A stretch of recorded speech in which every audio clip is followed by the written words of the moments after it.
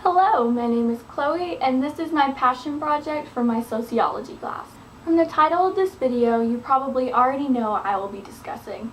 Furthermore, you have probably already made several assumptions about me. Before I begin, let me clear the air over a few things. First of all, I am not here to throw around political jargon and just throw my political opinion at you. I am not here to offend, I am here to educate. Secondly, please keep an open mind throughout this video.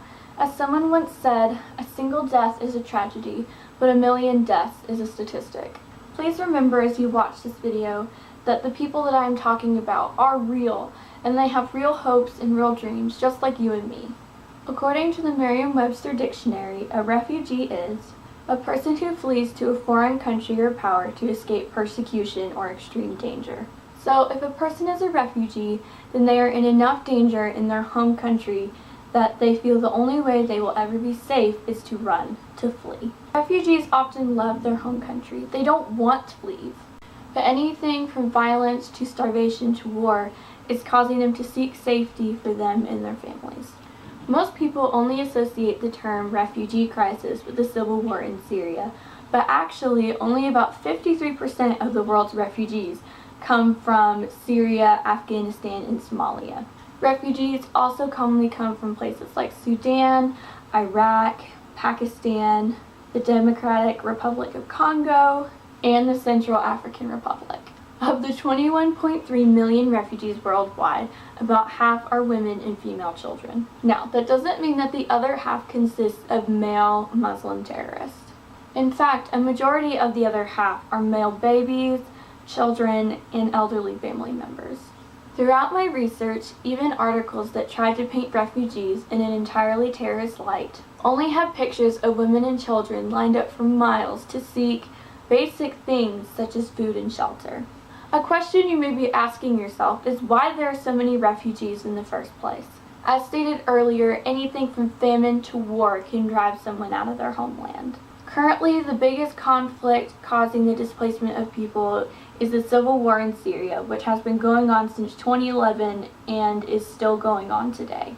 Based on UN estimates, over 6 million Syrians have fled the country since the beginning of the war.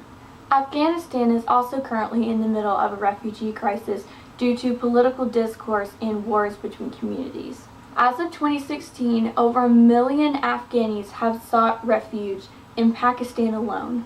Other refugees, such as the Somali refugees, are displaced due to a number of things, such as famine, drought, and civil wars. Being a refugee is hard, and it's not a lifestyle that anyone would willingly take on unless they felt like they had no other choice. If a refugee manages to survive fleeing their homeland, they are met with a village of overcrowded tents. Refugees often have nothing except for the clothes on their backs and maybe a backpack with some sentimental and keepsake items. The camps aren't able to provide much more due to being underfunded. They may be able to provide an extra set of clothes or maybe a meal. The refugees make do with what they have, and most camps are actually a place of hope. Anyone who has any type of formal education teaches the children, and the children in turn become really close friends. And if you ask anyone their story, absolutely anyone, they will tell everyone who is willing to listen. While researching for this project, my heart broke over and over and over again. I would start crying while I was reading articles, and I would have to put my computer away, simply because this is so devastating and tragic to me.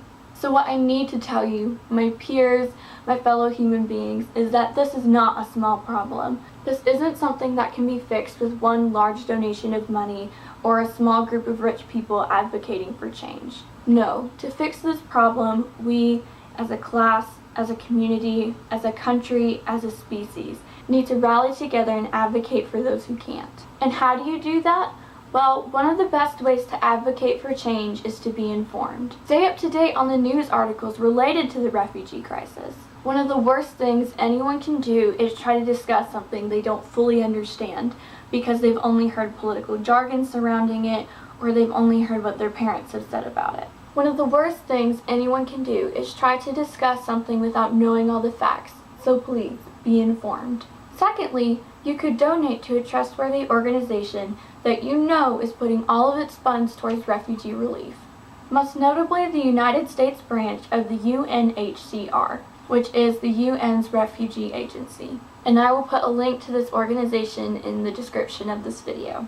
There's even an organization in Chattanooga called Nations, which is a Christian-based organization devoted to helping recently accepted refugees to getting settled in and finding a home in the Chattanooga area. And they run largely on donations and volunteers as well. And something that everyone can do, and I mean absolutely everyone, is help drop the stereotypes and stigmas surrounding refugees. Not all of them are Muslim or a part of a terrorist group. In fact, very few of them are.